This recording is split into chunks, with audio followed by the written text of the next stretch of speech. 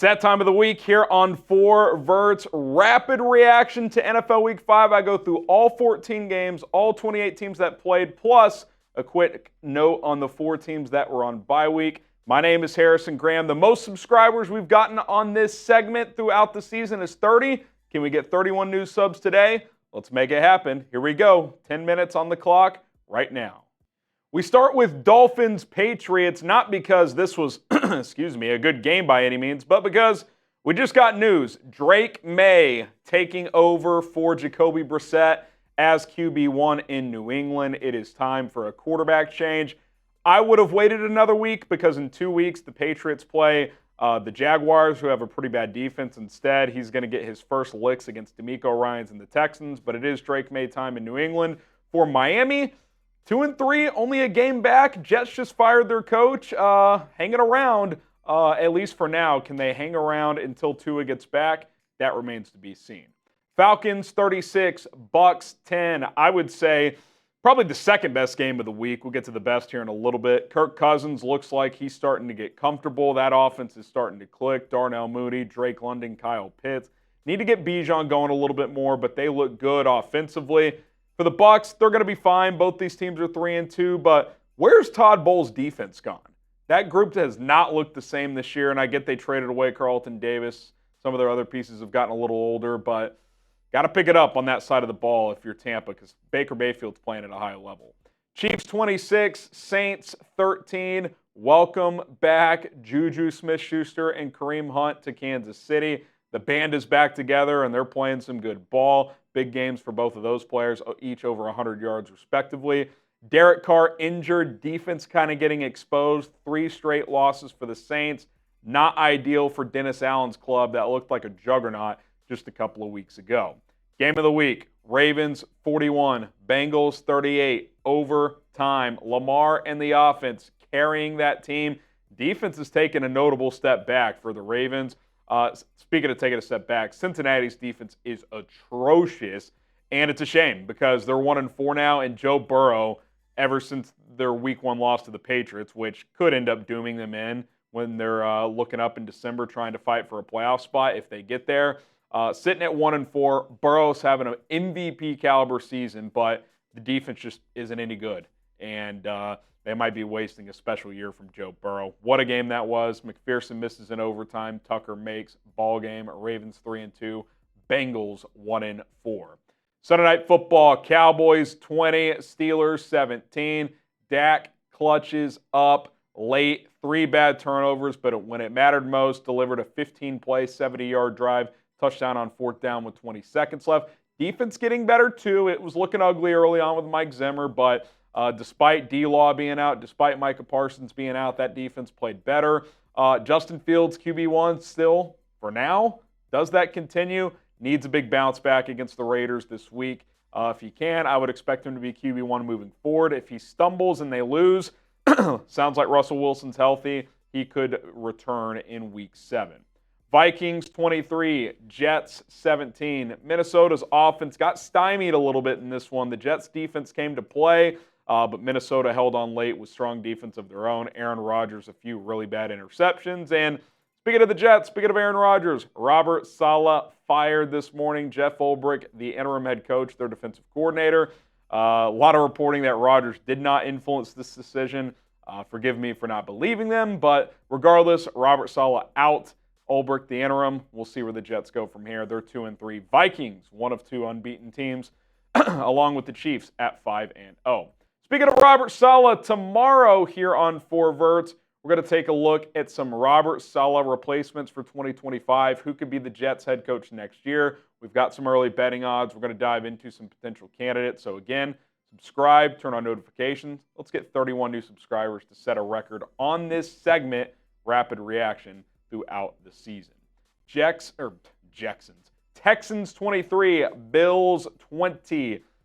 Defense dominating Josh Allen. Josh Allen 9 for 30 in this one. I thought the Texans defense was really good, and at times has been the better unit out of the 2. C.J. Stroud put up big numbers, but 2 bad fourth quarter turnovers, keeping Buffalo in it. I look at the Bills right now. They need a number 1 receiver. I'd really like them to get Devontae Adams. I'm not sure they can make it work financially, Maybe Amari Cooper's an option, but they need a top guy, which they don't have right now. Giants 29, Seahawks 20. I thought, other than the playoff win a couple of years ago, you could make a strong argument this was Daboll and Daniel Jones' best win as a tandem. Jones was efficient, made some plays downfield. No Malik Neighbors, no problem. They controlled this game for the most part. Seahawks 3-0 start, looking a bit fraudulent. I still think they have a chance to be a playoff team, but defense is banged up right now, and if you can get pressure on Geno, he tends to make some mistakes. Packers 24, Rams 19. Jordan Love roller coaster start. He gets his first win of the season. He's 1-2 in his 3 starts. Malik Willis 2-0, interestingly enough. It's pretty amazing that the Rams are even in these games. Sean McVay, Matt Stafford, kind of making it work with a lot of guys that are backups, practice squad caliber players. Is it going to be too late by the time the Puka Nakuas, the Cooper Kupps, these offensive linemen that are banged up get healthy? At 1-4, the margin for error is coming a lot thinner. Jags 37, 37, Colts 34. Much needed game and win from Trevor Lawrence. He was really good. Threw 1 pick, but was like 28 of 34 for 350. He was pretty damn good. Hasn't had a game like that in a while.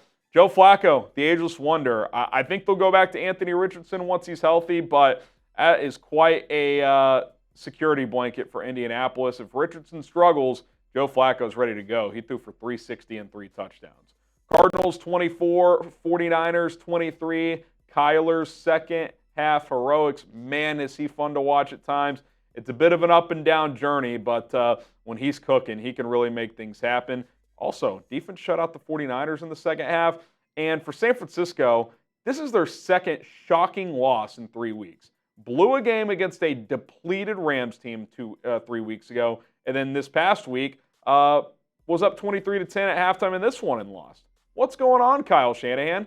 Those are games you can't lose, and they're both in the division, so a little behind the 8 ball on that front. They're 2-3. They should be fine, but man, they've got some issues. The defense isn't the same. I'm not saying they're in trouble, but would I consider them a major Super Bowl contender right now? Not sure I would. Bears 36, Panthers 10. Caleb Williams, best game yet. He just continues to stack games, getting better week in and week out. Chicago's running the ball better. Their defense is good, 3-2 all of a sudden. Carolina, red rifle run kind of ran out, right? We knew this was going to happen. Obviously, he's a better option than Bryce Young, but Carolina's just not very good. The defense has very limited talent. The few offensive pieces they do have just aren't good enough. I mean, Deontay Johnson's not a number 1 receiver. Chuba Hubbard's a nice back. He's not a star. Andy Dalton's a fine Band-Aid stopgap. He's not elevating the team to new heights. They just are what they are. They will be in the mix for a top 3 or 4 pick. Broncos 34, Raiders 18. 3 straight wins for Denver. Bo Nix slowly improving. Defense, really good. Vance Joseph doing a nice job. And for the Raiders, same old story. QB1 drama. Devontae Adams trade drama continues. He could get traded at any moment. I would go back to Gardner Minshew. They tried AOC in the second half. He was awful. We'll see what they do. Commanders 34, Browns 13. Another strong game from Jaden Daniels. Wasn't as efficient, but still did a nice job against a at least talented Cleveland defense, one that hasn't performed that well this year. And then the Deshaun Watson disaster continues. I mean, it's just an absolute train wreck for this guy. I think Kevin Stefanski is handcuffed. I think if he had the sole power to make the decision, would turn to Jameis Winston, but he doesn't. So he continues to publicly support Deshaun, and he's just not any good. You watch him play, he's just not a good player. And I think if he got cut today, I made this point about a month ago, would a single team pick him up, even as a vet minimum backup? I say no, because with the drama he brings, he's not worth it as your backup. And quite frankly, I don't think he'd be one of the better backups. He's that bad. So just a mess in Cleveland. They're off to a 1-4 start. Commanders, surprise team of the NFL. They're 4-1. Play the Ravens this week. That could be juicy. 4 teams were on bye week. The Lions, Eagles, Chargers, and Titans. Philadelphia just cut veteran linebacker Devin White. He was a healthy scratch. That didn't work out. Howie did it again. Not this time.